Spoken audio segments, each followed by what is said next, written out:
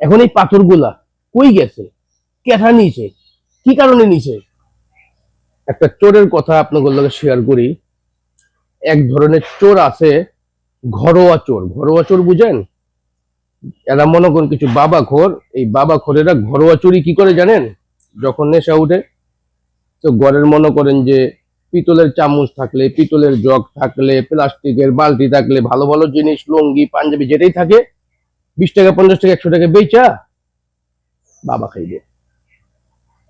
এটা কি ঘরোয়া চোর। আমগো দেশটার মধ্যেই দেশ ঘর চোর অভাব নাই। আরে ভাই, সিলেটের মতন একটা পর্যটক জায়গা, এটা আল্লাহর প্রাকৃতিক থেকে দিয়েছে আলহামদুলিল্লাহ। আর বিশ্বের অন্য অন্য দেশের মধ্যে পর্যটক কেন্দ্র বানায় তারা লাখ লাখ টাকা খরচ কইরা। আমগো তো ভাই লাখ লাখ টাকা খরচ করার লাগে না। আমগো দেশের মধ্যে আল্লাহর রহমত আছে, এটা প্রাকৃতিক ভাবে এটা একটা পর্যটক কেন্দ্র। সিলেটের কথা কইতাছি, এই যে পাথরগুলো যে চুরি করে করে লয়ে গেছে, এটা কি বাইরের দেশের মানুষ চুরি করছে? ইন্ডিয়া থেকে আইছে, পাকিস্তান থেকে আইছে, জাপান থেকে আইছে, লন্ডন থেকে আইছে। ওই যে কইলাম না, ঘরোয়া চোর। এখন আমগো দেশের মানুষই তো ভাই আমরা ভালো না রে ভাই।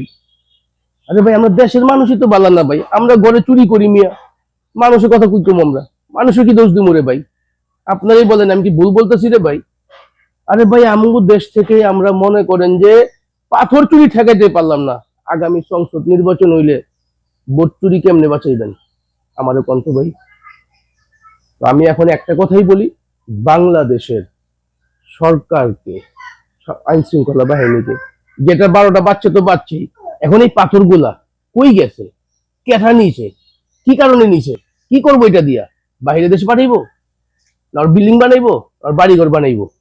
এগুলা খুঁটে তদন্ত করুন। যদি দেশকে ভালোবাসেন, দেশের সৌন্দর্যকে যদি ফিরে আনতে চান, কঠোর ব্যবস্থা করেন। আরে ভাই, এই পাথরগুলো কিন্তু আধা ঘন্টার মধ্যে সরায় নাই, 1 ঘন্টার মধ্যে সরায় নাই, একদিনে সরা নাই। এরা সাহসটা পাইলো কই থেকে?